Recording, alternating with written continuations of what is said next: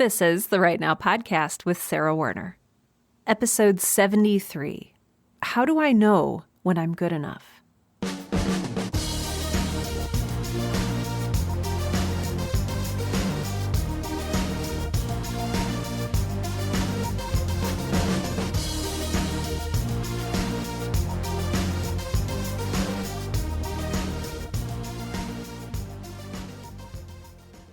Welcome to Right Now, the podcast that helps all writers, aspiring professional and otherwise, to find the time, energy, and courage you need to pursue your passion and write every day.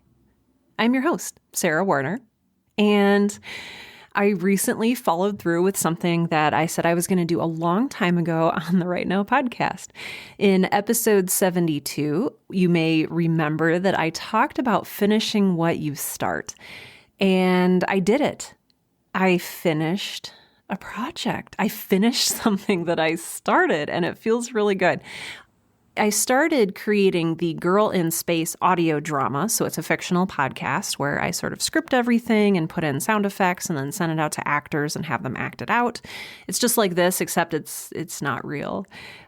I started that back in, I want to say like April or May 2017. And I launched it out on iTunes, which is now called Apple Podcasts, in September 2017. And I kept the episodes going kind of regularly. I was creating them as I was going along. So I was writing them as I was releasing them. And I just had no idea when I first started how much time and energy it would take to create a 12-episode season where each episode is 30 minutes. Like, it seemed very simple to me at the outset. And then I started doing it. And it took a lot longer than I anticipated, as I think most projects do. So fast forward to December 2018. Yes, over a year later. And I had released episode 12. Since I'm not a planner, since I'm a pantser, I write by the seat of my pants. I didn't have anything planned. And so I didn't know where this series was going to end. And I wasn't quite satisfied where it ended in episode 12 of the first season. And so I was like, well, I'll do one more episode. I'll make it a 13-episode season, and that'll give me the time and the space in which to wrap up this show and sort of complete some of the story arcs that I've started. It just felt right to do one more episode. And that was in December 2018. From December until about January or March, I took a small break. I started brainstorming what I wanted to happen in the episode, but I was working on other things for my business. I was working on creating a podcasting course, and I ended up creating that. It's called Podcast Now, if you're interested in taking it. It's out on my website, sarahwerner.com. It's a huge course. And don't let that intimidate you, but it takes you through beginner to expert and really shows you what you need to make a successful podcast. So not just a podcast that like hangs out in Apple Podcasts or Spotify or Pandora or whatever, but like a podcast that is actually successful. And so I created, I think, 52 videos for that and edited the videos and created worksheets with the help of my husband, Tim. And it took several months to create this massive course. And so after I was done launching the course in about February or March of 2019, I was like, well, okay, maybe I've been putting off Girl in Space a little bit. So I started writing, and I've mentioned it before on this podcast. Writing that episode 13 of Girl in Space, it took me so long. I wrote somewhere between 9 and 11 drafts of it, each of which was radically different. And then I sent it out to my actors and waited several weeks for them to get back to me. Some of them were no longer interested in doing the show, so that's fun. So I had to be a little bit flexible and a little bit fluid there. There were just a lot of setbacks. I ran into several problems when I was doing the sound design and some of the audio editing. So it took a while. And all the while, I was in a place of resistance. I want to save that topic for another episode. And you know what? Actually, we'll talk about it a little bit in this episode. But I was in a state of resistance where I knew I should be working on it, and I was working on it, but there was some little part of me that was like dragging its feet. There was some little part of me that wasn't really along for the ride, like fully committed in its weird, twisted little heart. But as of August 18th, maybe, I put it out on an audio drama Sunday, and I hit publish, and then I realized I had finished a project. It all came together. The episode ended up being twice as long as normal. It was an hour and some change. It wrapped up everything I wanted it to wrap up. It set up the stage for season 2. And I felt confused. I felt lost. And I still kind of do. It's taken me a couple weeks of false starts on other projects. I have some stuff for my business that I'm working on. I have some speaking engagements that I'm preparing for. I get to speak at the Austin Film Festival again this year, and I'll be at New York Comic Con. I'm speaking there. I'm preparing for a lot of those things, but creating that episode and the anxiety around creating that final episode was so exhausting and exhaustive and so all-consuming that I kind of didn't know what to do with myself. And all my friends were like, you can do what you tell other people to do. Like, don't be a hypocrite.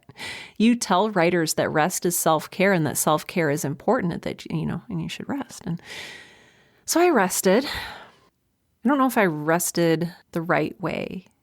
I actually have an episode about this. I don't remember what number it is off the top of my head, but it's an episode called How to Rest as a Writer. And I didn't follow my own advice because I'm terrible at doing that.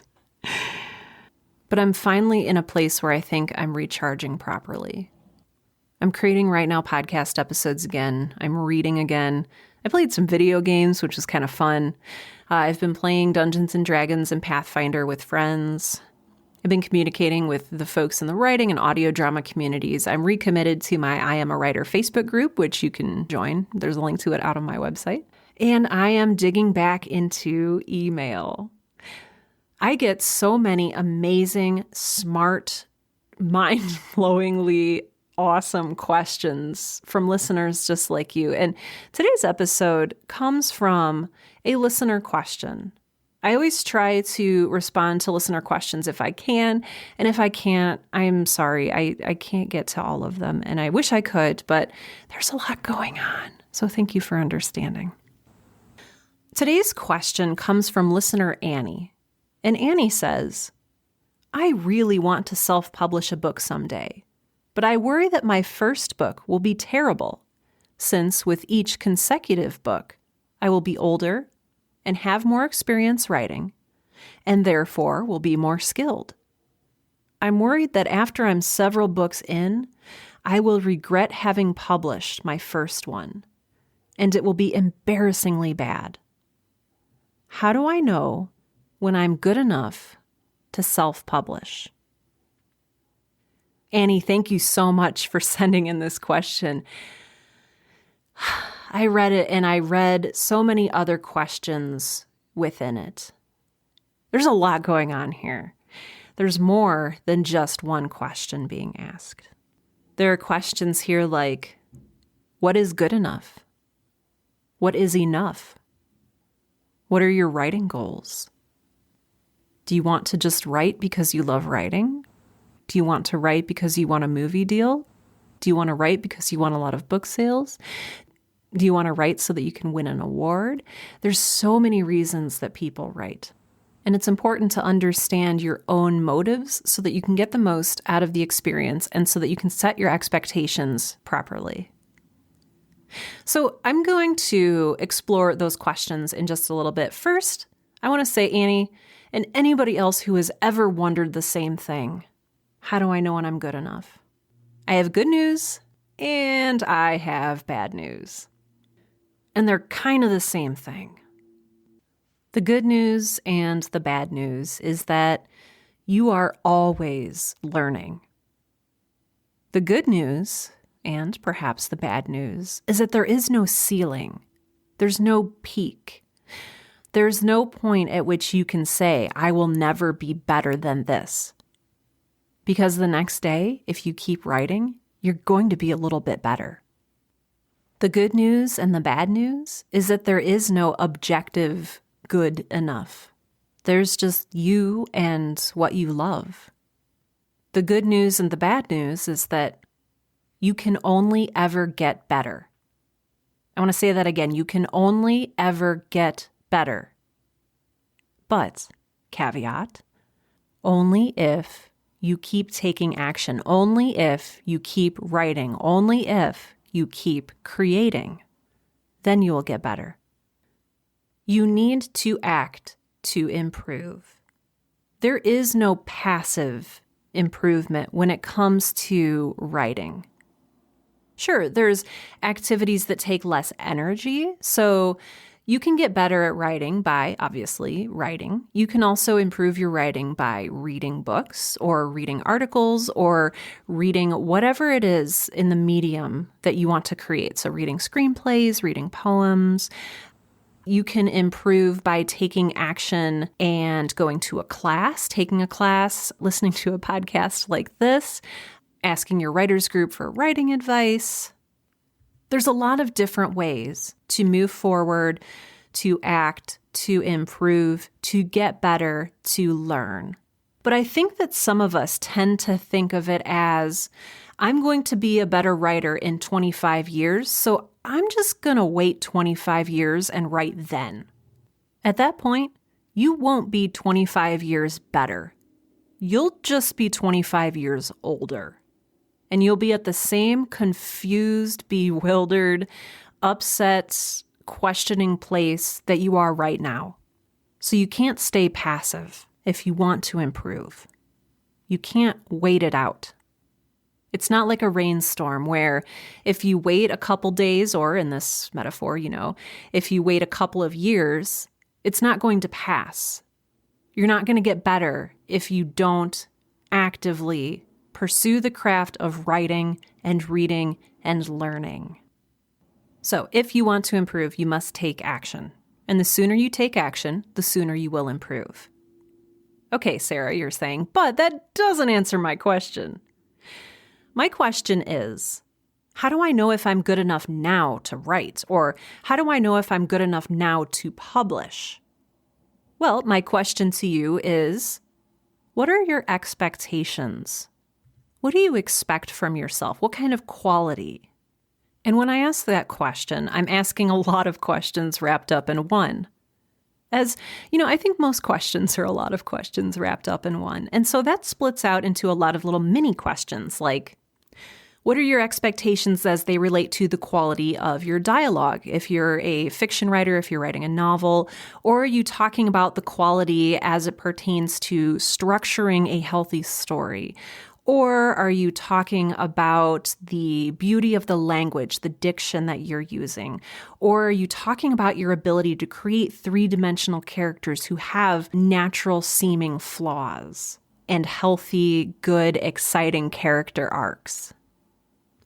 What are your expectations? Do you expect to enjoy the process? Which leads into, why are you doing this? And I'm not asking that like, why are you doing this? Because no, I would never ask you that. I want to know why you're doing this, because that's related to your expectations. Your goals and your expectations are all intertwined. So if your expectations are that you will write well enough to win an award, that maybe tells me that one of your goals is to win a writing award. And that is maybe one of the motivations for you to write. Or maybe you want to publish an ebook that generates a ton of sales and you're able to leave your full-time job and live off of book sales. I don't want to burst your bubble. That doesn't often happen. Or if it does happen, the author often has other sources of passive income, but we can talk about that in another episode. Maybe your expectations are that one day you will be a Hollywood producer. And so your writing goal right now is to get a movie deal out of one of your books so that you can break in to Hollywood. Or maybe your goals and your expectations and your motivations are a little bit more subtle. Maybe you want some 5-star reviews. Maybe you need a win in your life, and publishing a book will provide that for you. Maybe you need something so that you can show people Yeah, I made this. You said I couldn't, but I did. Here, this is the book that I wrote and published. Maybe you need that. And that's okay. So what is good enough? It's going to be very relative, because good enough to self-publish and good enough for a $9 million Hollywood movie deal are very different things. And arguably, one's not better than the other. The quality of the writing doesn't need to be better in one or the other. Or maybe good enough is a feeling. Expectations and goals aside, rational evaluation of the quality of your work aside, maybe good enough means confident enough. Or in the case of question asker Annie, maybe good enough just means good enough that I won't laugh at it 5 years down the road. Good enough that I won't want to take it down from the shelves because I'm so embarrassed of how naive or immature the writing seemed at the time. Whatever it is, once again, I have some good news and some bad news for you.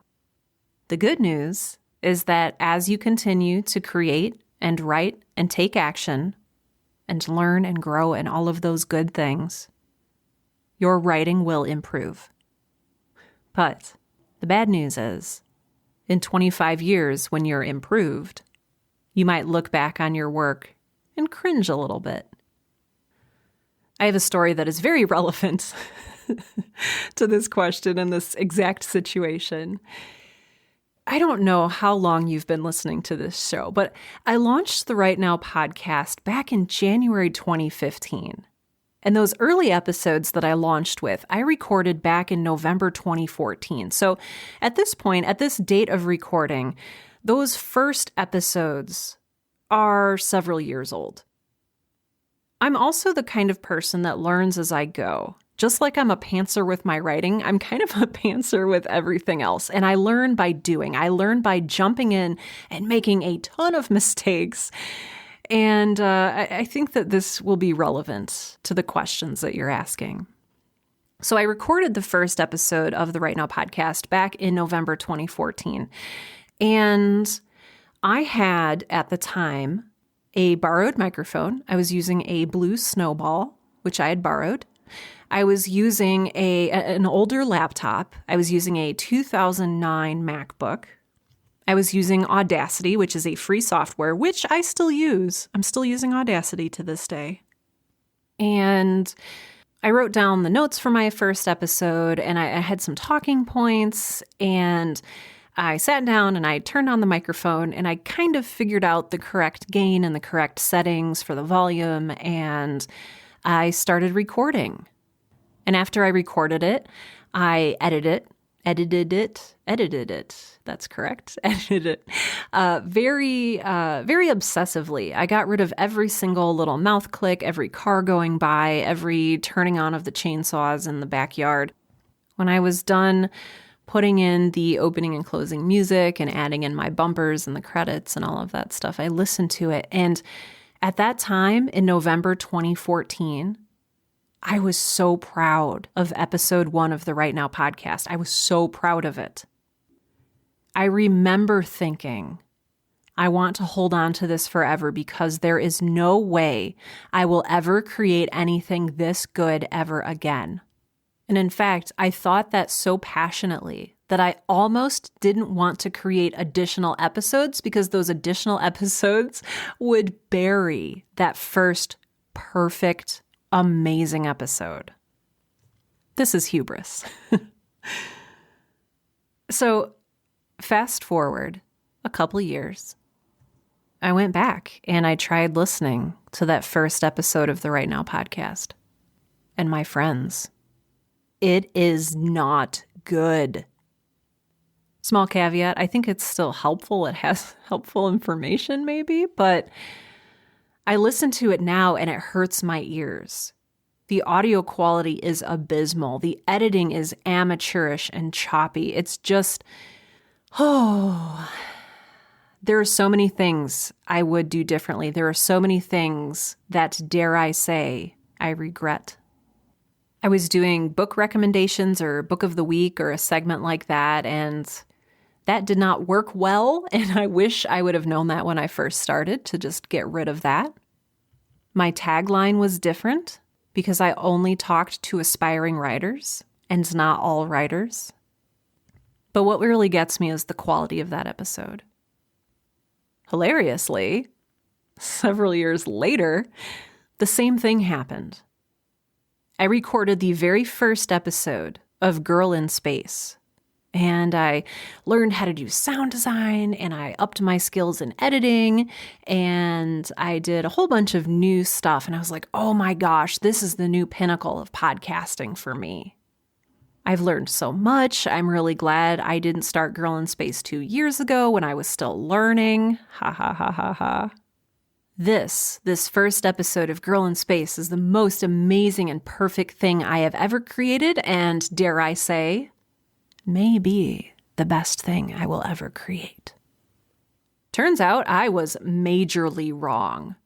It is currently something like August 2019, and again, that first episode of Girl in Space, it is so cringy to me now.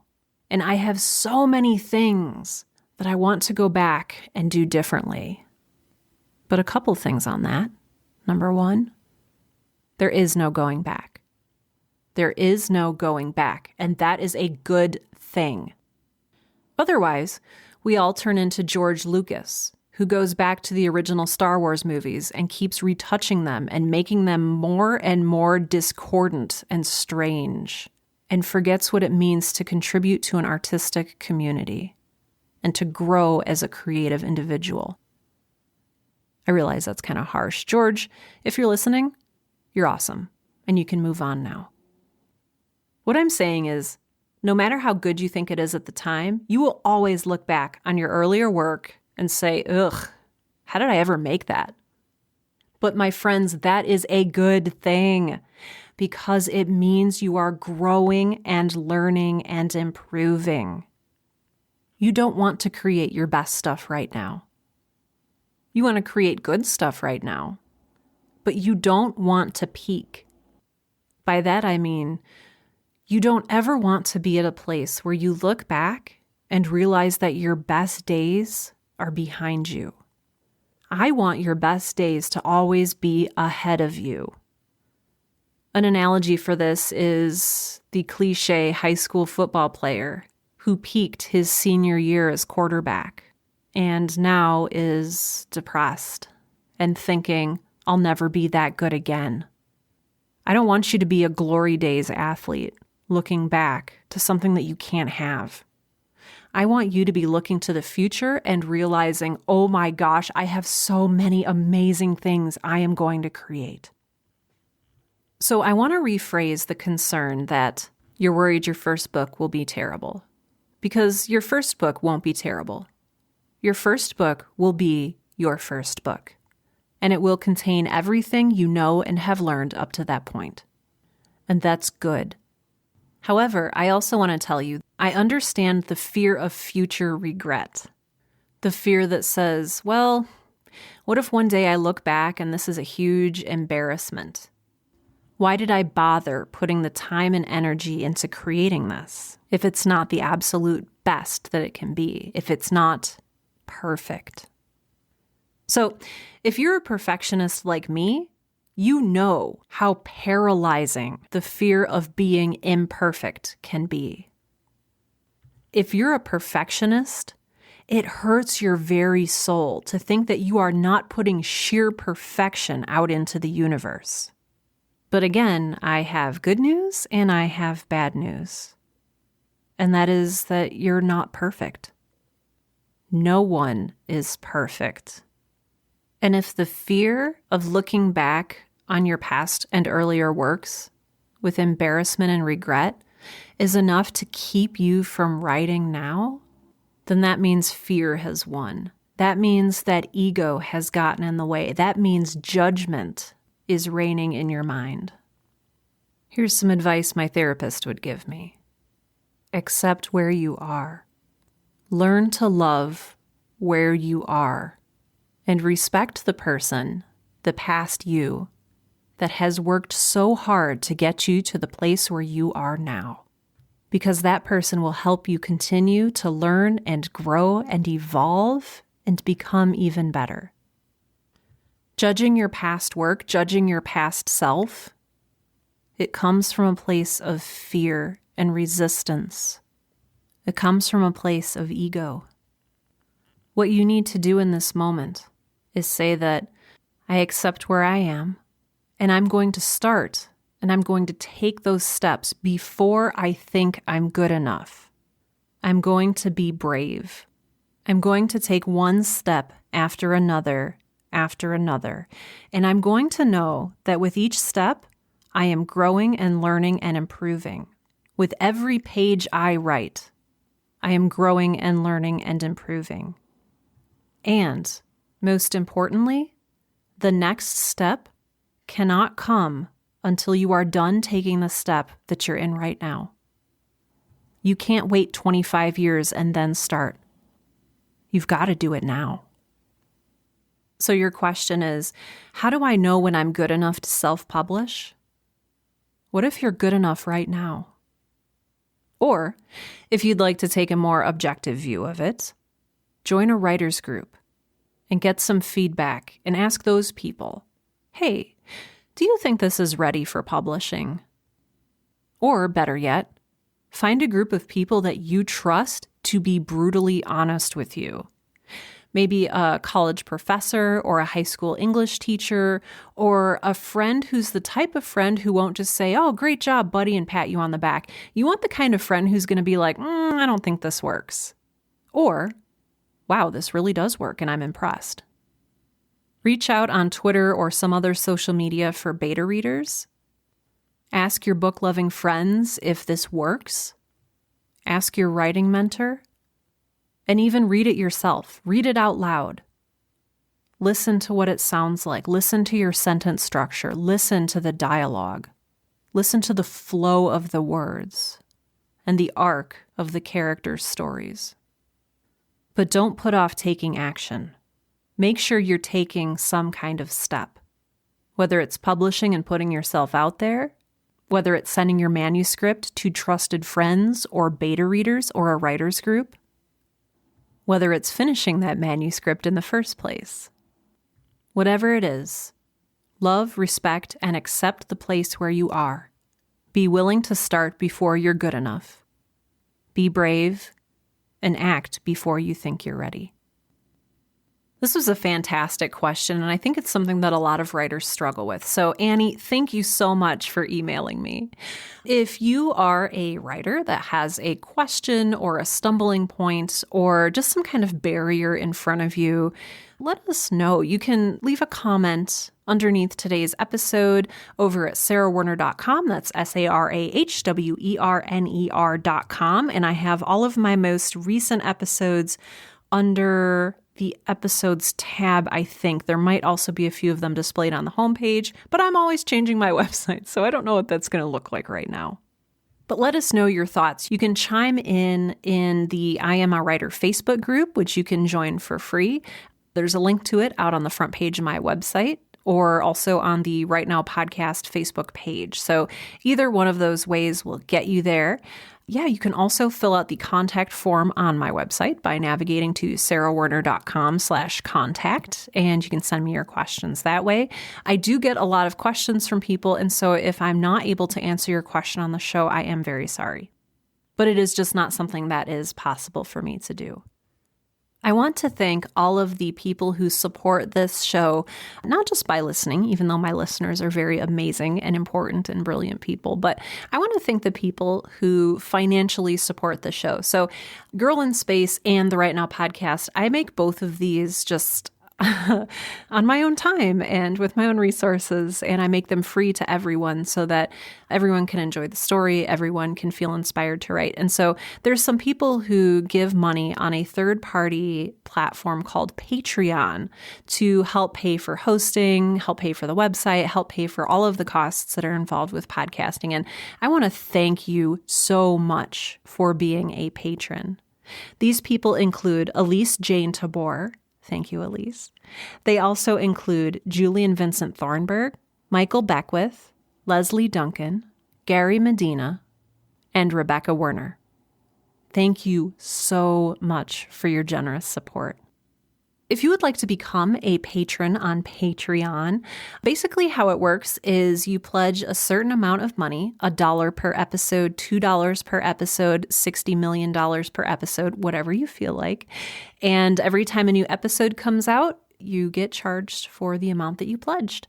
Recently, my episodes have only been coming out about like once a month or twice a month. And so if you pledge $1 per episode, you'll only spend like $2 a month. And hopefully my show's worth it to you. I don't know.